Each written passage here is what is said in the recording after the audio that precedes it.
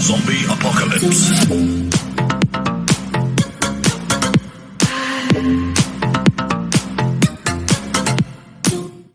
What is going on, you guys? Bastion Weiser here, and I wanted to go ahead and take a look at real quick the remote duel invitational for the Latin America, the tournament that just was streamed by the Yu-Gi-Oh! Official trading card game on their YouTube channel. And I wanted to go ahead and I guess analyze some of the matchups, analyze I guess a little bit more of like what this has to say about our meta, because I pretty much watched like the full duration of it. And okay, so the top 4 decks were 2 Virtual World, 1 Zodiac Eldritch, and then the last one was a Shaddoll Invoked. Shaddoll Invoked being pretty much the outlier in that scenario. And I guess what it has to say about our current meta. Of course, we know Virtual World and a deck like Zodiac Eldritch is, of course, very, very overpowering. But the more and more and more I watch the deck, it's not these aren't unfair decks. And I guess I want to talk to y'all a bit more about not necessarily just this tournament, but the overall health of the Yu-Gi-Oh game as it is right now. Honestly, we've, having played through Zodiac, through pure Zodiac format, having played through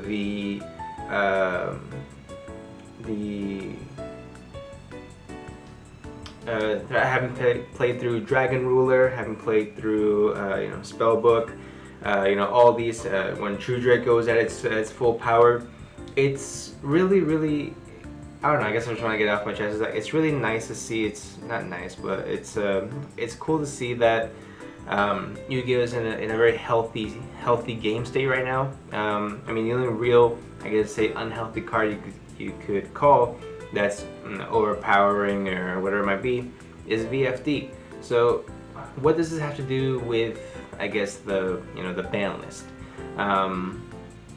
Essentially, the next upcoming ban list, I'm pretty sure, is just going to be about have to do with product sales. Because honestly, the way the game is right now, even Virtual World, like the more I look at it, it's a very consistent deck. It reminds me a lot of like a Salamangreat.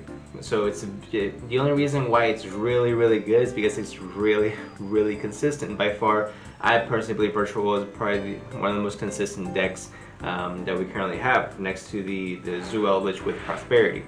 And that's something that's good. It's not necessarily an unhealthy thing to have a consistent deck.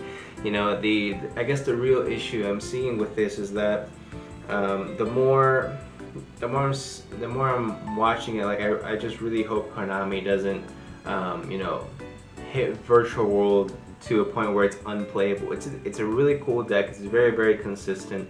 The way it plays is very unique, as are most archetypes. But at the best, the most this deck can really do is just make level 6 or 9 synchros or XEs, and that's pretty much it. It's not an unhealthy deck, but it just so happens that True King of All Calamities happens to be a rank 9 Exceed. And I don't know. I guess it's I don't want any of these archetypes to be misjudged by Konami. I don't want to see half of those Zodiac or even half the Eldritch cards get hit, because they don't really merit that. Yeah, they're good, strong decks. There's a reason why they require a higher price point than most, because they are very good cards. But essentially, this next upcoming ban list, it's weird, and I talked about it a little bit more in my ban list prediction video, how it's not really a good time for us to start ban list discussions and all that stuff, mainly because we don't have too much of a pool to go off except for our own personal experience, and of course the remote duels that Konami is doing, which I think is really cool. I think they're having it streaming it for everyone to see. I do feel like they should, if they're gonna have this, they should probably ship off a little bit equipment to these guys. They go ahead and have a little bit better quality. There's some iffy quality in some of these remote duels, but that's we keep the more we talk about the game, the more we play the game, it seems to be a very repetitive cycle where it'll be of unhealthiness in the format.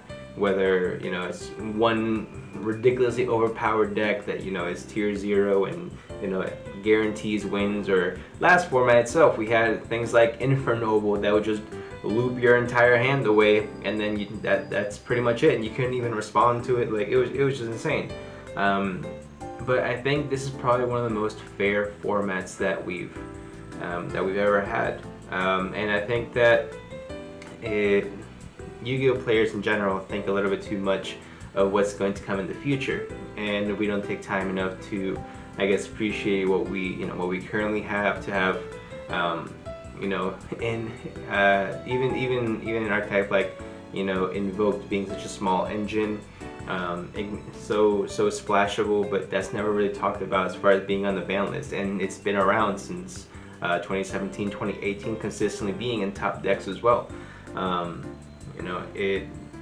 I guess what I'm trying to say is that the way that the Yu-Gi-Oh community and the Yu-Gi-Oh format is right now, I think is one of the healthiest it's been in a while, and that's something that I'm honestly really excited to see, and I really hope that Konami sees this and they attack just the issue and they don't go for just like the quick money grab, which if they do that, I do also understand the other side of it. I mean, it is a business, they are trying to sell their products, but just getting people more and more excited to play this play this game, if they don't feel like they have to dish out $100 for a Zodiac Dryden when that deck first came out, or $100 for was it Engage when that came out, and that was tier 0, and they started mixing the Sky Strikers with Trickstar, and then that became nuts. So I think that from a beginner's perspective, from an intermediate, and from a professional Yu-Gi-Oh player's perspective, I think this is one of the healthiest formats that we've ever been in. I think it's one of the lowest cost of entry that we've ever been in, to at least play at a competitive level. Of course, if you want to play the top cards, you have to play triple Prosperity, $100 each, triple Forbidden Droplets, that's almost $100 each.